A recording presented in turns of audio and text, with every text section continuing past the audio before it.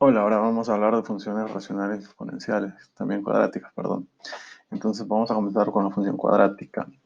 Es una función polinomial de grado 2, significa que la variable independiente está elevada al cuadrado, es decir, x elevada a la 2. Y vamos a recordar la forma básica, ¿verdad? O estándar a por x cuadrado más bx más c. A no tiene que ser igual a cero porque entonces todo número multiplicado por cero se vuelve cero y entonces nos quedaría una función lineal. Entonces, el gráfico de una función cuadrática va a adoptar la forma de una parábola. Pero para poder comprender mejor de forma genérica todas las gráficas cuadráticas, vamos a hacer un supuesto donde vamos a decir que b y que c van a ser cero, entonces la función cuadrática va a ser a x al cuadrado. Eso nos va a determinar que siempre que a no sea igual a cero, ¿verdad? Porque si no se vuelve una función lineal, a puede tomar un valor menor que cero o mayor que cero. No puede ser cero, pero puede ser menor o puede ser mayor. Entonces, vamos a suponer dos valores de a. Uno mayor a cero, que va a ser uno, y uno menor que cero, que va a ser menos uno. Y vamos a graficar para ver de forma genérica cómo quedarían todas las gráficas de una función cuadrática.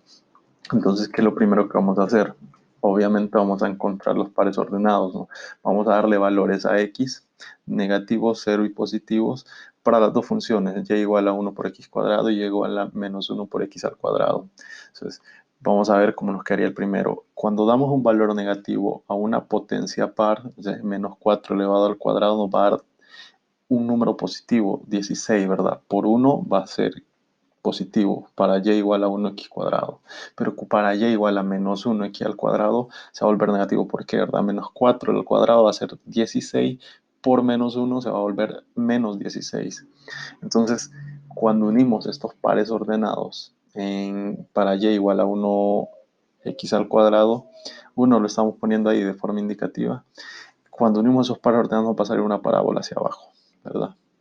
Que va a tener un punto mínimo acá en 0,0 y esa va a ser la función cuando a es mayor que 0, va a ser una parábola hacia abajo. Y ahora cuando graficamos, cuando a es negativo menos 1 por x cuadrado, nos va a salir una parábola hacia arriba. Entonces, cuando a es mayor que 0, tenemos un valle, o sea, tenemos un punto mínimo, el punto más bajo. La función va a venir un punto más bajo. Y cuando a es menor que 0, cuando a es negativo, vamos a tener una cima, o sea, un punto máximo más alto. Si se percatan, estas son simétricas. Cuando partimos por la mitad en el punto más bajo o el punto más alto, la parte izquierda y la parte derecha son exactamente iguales. Entonces, de forma general, una función cuadrática, ¿verdad? Donde a no sea igual a cero, va a ser una parábola hacia arriba cuando es mayor que cero, una parábola hacia abajo cuando es menor que cero. El punto más alto o el punto más bajo se va a llamar vértice. Eh, Ese vértice está determinado por un par ordenado y ese par ordenado x, y que determina el punto más alto o el punto más bajo de una función cuadrática se encuentra mediante esta fórmula x igual a menos b sobre 2a, y igual a 4ac menos b cuadrado sobre 4a. Esto nos recuerda mucho a la fórmula general, de ahí se deriva de completar el cuadrado, pero entonces lo que les decía, cuando a es mayor que 0 va a ser una parábola hacia abajo, perdón, uh-huh, perdón, hacia arriba, va a ser un punto mínimo y va a estar determinado por este par ordenado. Y cuando A es menor que 0 va a ser un punto máximo, va a estar determinado por este par ordenado. Eh, Esta parábola, ¿verdad? Que tiene un punto máximo, se llama cóncava. Y esta que tiene un punto mínimo se llama convexa, como la canción de Roberto Carlos. Pero el punto mínimo es convexo, el punto máximo es cóncavo. Y ya sabíamos que eran posiciones simétricas. Vamos a hacer un ejercicio. Teniendo la siguiente función, ¿verdad? Y igual a 2x cuadrado menos 4x más 7, vamos a determinar si es cóncava o convexa. Y vamos a encontrar el vértice. Y luego vamos a graficar. Entonces, primero vamos a determinar si es cóncava o convexa, ¿verdad? Recordando que cóncava es un máximo y convexa es un mínimo, pero cuando a es mayor que 0 se trata de un mínimo y aquí a toma un valor de 2 que es mayor que 0 va a ser un mínimo, va a ser convexa. Lo segundo va a ser encontrar el vértice. Aquí tenemos la función, las fórmulas, perdón, x igual a menos b sobre 2a y y menos, igual a 4ac menos b cuadrado sobre 4a. Si conocemos que a es 2, b es menos 4 y c es igual a 7, entonces vamos a encontrar primero el valor de b. En lugar de este signo menos ya lo tiene la fórmula, lo respetamos. B vale menos 4, igual respetamos su signo. Y A vale 2, entonces nos va a quedar menos. El numerador va a tener menos 4 entre 4, nos va a dar menos 1, pero por menos nos va a dar más 1. Ahora que ya conocemos X, vamos a encontrar Y. Y aquí también tenemos la fórmula donde tenemos que sustituir 4ac menos b cuadrado sobre 4a. A vale 2, C vale 7, B vale menos 4, entonces vamos a tener 56 menos 16, 40 entre 8 va a ser igual a 5. Y entonces vamos a decir el vértice está en el par ordenado 1 en X, 5 en Y. Pero hay otra forma de encontrar el vértice más fácil, que es primero habiendo calculado X, ¿no?, que nos da 1, evaluar ese X igual a 1 en la función. O sea, si x es igual a 1, entonces ¿cuánto va a ser f de x igual a 1? Entonces sustituimos 1 por las x aquí, 2 por 1 al cuadrado menos 4 por 1 más 7, nos va a dar aquí 2 menos 4 va a ser menos 2 más 7 va a ser 5. Y vamos a tener el vértice. Ahora vamos a graficar, vamos a tomar valores aleatorios de x, negativos, 0 y positivos. Entonces vamos a encontrar los valores en y. Vamos a sustituir menos 4 aquí, se va a volver positivo. Y por ejemplo acá, ¿verdad? 2 se va a volver positivo al cuadrado, 4, y aquí menos 2 por menos 4 se va a volver menos 8, y eso se va a convertir en menos 23. A ver, entonces la fórmula nos queda así, la gráfica nos queda así. Y acá este punto sería el vértice en 1,5. Si se percatan y comienzan a descender los valores, llega a 5 y comienzan a aumentar los valores. Eso significa que esto es el vértice. Comienzan a descender, llega a 5, comienzan a aumentar. Cuando x es 1, en y es 5. Ahora vamos a ver un problema. El ingreso mensual por concepto de ventas de X unidades de cierto artículo está determinado por esta función de ingresos en dólares, ¿verdad? Donde X es el número de unidades. Entonces nos pide determinar el número de unidades que deben venderse cada mes para maximizar ingresos. O sea, ahí nos está diciendo que encontremos el punto máximo de una función cuadrática y cuál es el correspondiente ingreso máximo. O sea, el literal A lo que nos pide es cuál es el valor de X que hace que esta función alcance su punto máximo, y el literal B nos pide cuál es el punto máximo cuando X es máximo, o sea, el valor en Y. Tenemos la unidad, los datos para la unidad en X y la función de ingreso. Entonces, cuando vemos acá que A, el valor que acompaña aquí al cuadrado es menos 0.01, sabemos que es menor que 0, por lo tanto estamos hablando de una función cóncava que es un máximo. Entonces el vértice nos dará el valor de x que hace que se maximice la función. Entonces aplicamos la fórmula, ¿verdad? X igual a menos b sobre 2a. 12 es b. B es el número que acompaña a X. C en este caso no existe porque no está en una constante, pero existe A y B.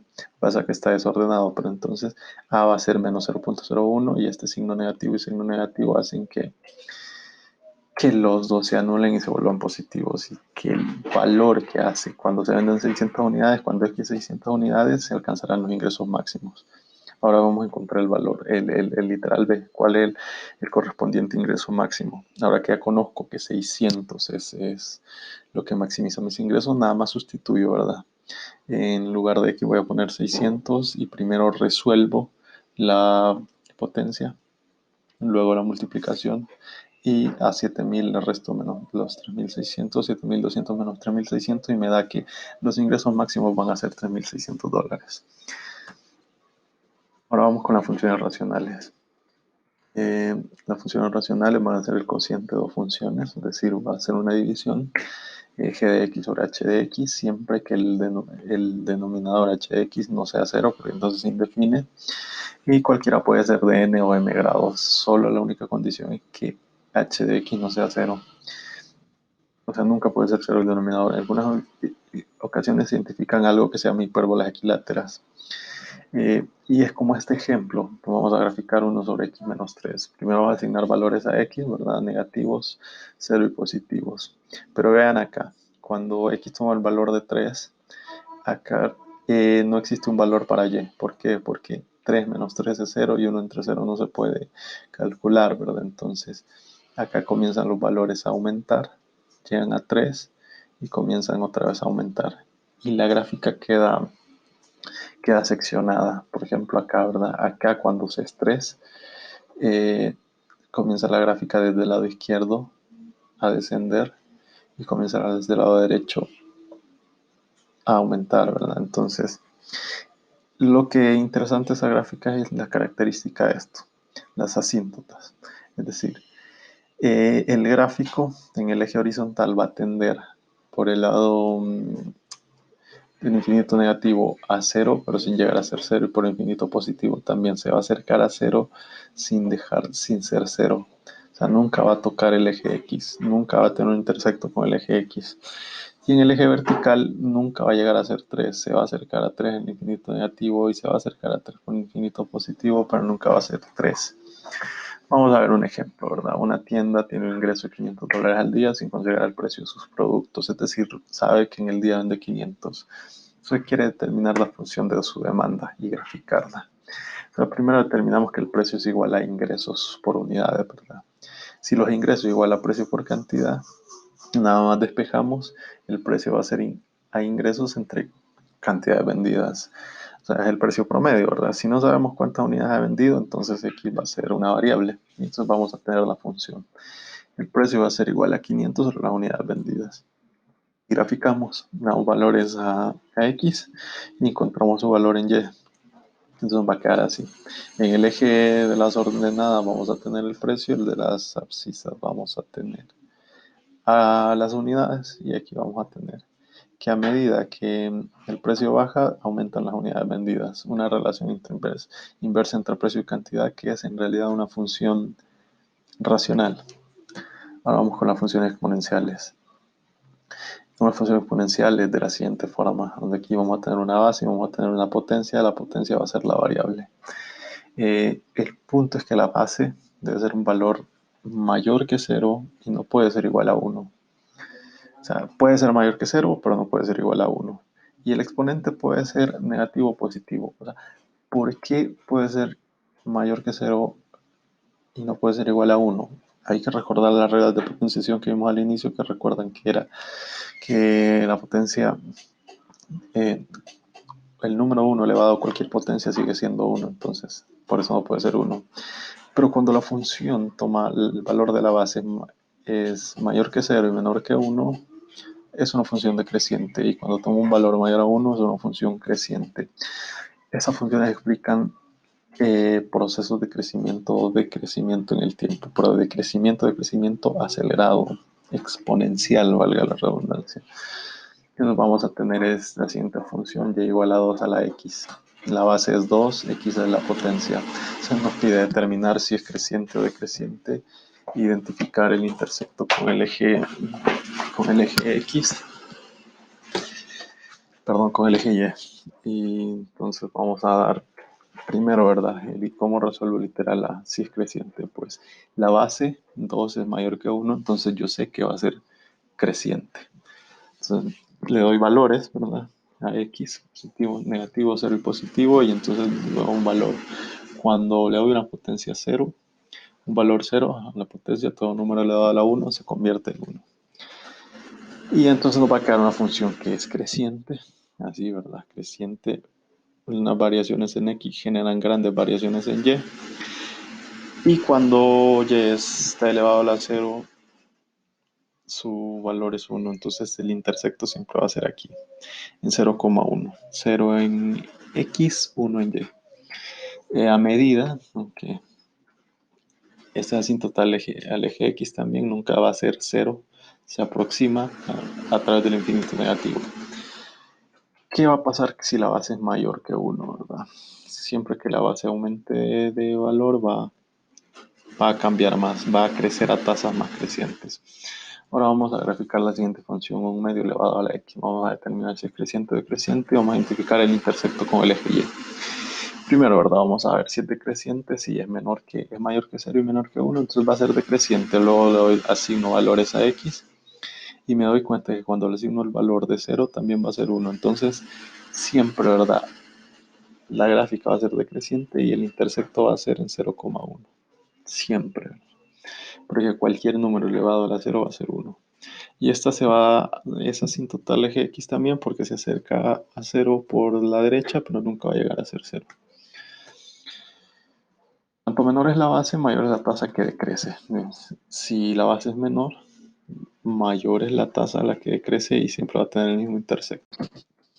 Ahora vamos a ver el interés simple con tasa de crecimiento. Es algo que ya vieron, recuerdan esa función f de x igual a p por 1 más r elevado a la x, donde p es el principal, r es el rendimiento o tasa de interés y x es la potencia. O sea, la base es todo esto, ¿verdad? P por 1 más R. O sea, generalmente esto es para crecimientos a través del tiempo. X es la variable tiempo, pueden ser días, años o meses, como un depósito bancario, ¿verdad? Entonces, si yo llevo una cantidad a depositar a una tasa R el primer año, yo voy a ganar el principal por la tasa de rendimiento sumado al principal, ¿verdad? Quiere decir esto, P más P por R, pero P es factor común, entonces se separa, es factor de 1 más R. El segundo año yo voy a ganar lo que ya tenía el primer año, la capitalización del primer año más el rendimiento de lo que tenía el primer año.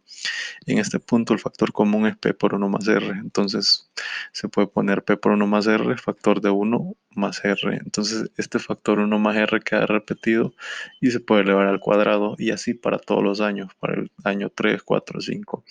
De forma que el año X la función será P por 1 más R elevado a la X, ¿verdad? Y ahí nos queda la función del interés simple. Entonces, si tenemos una suma de $200 que lo invertimos al 8% al año, ¿cuál sería el valor de esa inversión después de 10 años? O sea, tenemos el principal 200R, que es el rendimiento, la tasa de interés al 8% y X 10 años. Y el 8% es 0,08 en números reales, ¿verdad? Entonces tenemos la función y nada más sustituimos 0,08. ¿Y qué es lo primero que realizamos? Pues primero realizamos lo del paréntesis, lo que está en rojo. Una vez que realizamos eso, realizamos la potencia. Y una vez tenemos la potencia, la multiplicamos por el principal y entonces vamos a tener que después de 10 años esos $200 van a ser $431 con 78 centavos. Esto también se puede aplicar a poblaciones. Y este ejercicio, la población del planeta al inicio del 1976 era 4.000 millones de dólares y ha estado creciendo a una tasa de 2% anual. Entonces, ¿cuál es la población estimada o cuál fue la población estimada para el año 2000, suponiendo que la tasa de crecimiento seguía igual? Entonces, P va a ser 4.000 millones de personas, R va a ser el 2%, 0,02, y X, ahí sumamos, ¿verdad? Al año mayor le restamos al menor, 24 años. Entonces, la función nos queda así. Primero resolvemos lo que está dentro del paréntesis, luego resolvemos la potencia y luego multiplicamos y el resultado van a ser miles de millones de habitantes. O sea, después de 24 años habían 6,43 mil millones de habitantes. Ahora vamos a ver el interés compuesto. Es cuando un depósito se capitaliza más de una vez al año. Quiere decir que en el transcurso del año suma los intereses y sobre esos intereses vuelve a ganar capital. Entonces la fórmula va a variar un poco. Ahora M va a representar el número de capitalizaciones durante el año y va a dividir la tasa de interés, porque si tenemos un interés de 10% anual y se capitaliza 2 veces cada año, entonces la mitad del año se va a capitalizar 5 veces y la otra mitad 5 veces y sumar 5. Pero eso también se va a multiplicar por la potencia, por el número de años. Entonces R sobre M es la tasa de interés que sigue entre el número de veces que se capitaliza. M es el número de capitalizaciones se multiplica por 2 años y entonces vamos a tener un ejemplo. Si se invierten $200 al año, un 8% de capitalizables cada 4 meses, quiere decir 3 veces por año, ¿cuánto tendré después de 10 años? Entonces, luego con los números, ¿verdad? P igual a 200, R igual a 0,08, X igual a 10 y M igual a 3. Entonces vamos a tener que después de 10 años, lo primero que voy a hacer en la fórmula es esto que está en rojo. 0,08 entre 3 y 10 por 3. Entonces 10 por 3 me va a dar 30 y 0,83 me va a dar un 0,02 y una serie finita de 6,7. Luego eso lo sumo, lo elevo a la 30, lo multiplico por 200 y me va a dar 440,46. Mucho más que los 231 que daba con el interés simple, entonces se gana mucho más. Ahora vamos a ver el interés continuo, es decir, que se gana intereses cada segundo, cada milésima de segundo, siempre, de forma continua se está capitalizando. Pero para ello es necesario reacomodar la fórmula de interés compuesto y esa tasa de capitalización R sobre M es la que vamos a reconsiderar como K igual a M sobre R, de forma que en lugar de M vamos a utilizar K. Entonces, si K es igual a M sobre R, el inverso, ¿verdad? 1 sobre K va a ser igual a R sobre M. Por esta fórmula, ¿verdad? 1 sobre 1 entre M sobre R va a ser 1 por R y 1 por 1 R sobre M. Entonces, M va a ser igual a K por R. No vamos a volver a usar M, sino que todo lo vamos a dejar en expresión de K. Esto nos va a ayudar a hacer lo siguiente. Vamos a sacar K y R y vamos X y R. Y recuerdan, una potencia elevada a una potencia es la multiplicación de una potencia, así que eso no cambia. Y este factor de adentro lo vamos a reconsiderar y vamos a darle valores cada vez mayores a X, perdón, a K. Y cuando veamos valores cada vez mayores acá, vamos a acercarnos al número E, 2.7172 y una serie finita de decimales. ¿Por qué, verdad? Recuerdan, K significa, M sobre R significa que a mayor número de capitalizaciones cada vez va a ser K. Entonces, si se está capitalizando cada mes, cada día, cada hora, cada segundo, K va a ser mayor y elevado a esta potencia. Según esta fórmula, cada vez que K aumente de valor, se va a acercar al número E. Entonces, la fórmula del interés continuo es P por E a la XR. Ya no vamos a utilizar esto, sino que el número base, que no, el número E. Entonces, una suma de $200 invierte 8%, capitalizable de forma continua, o sea, siempre.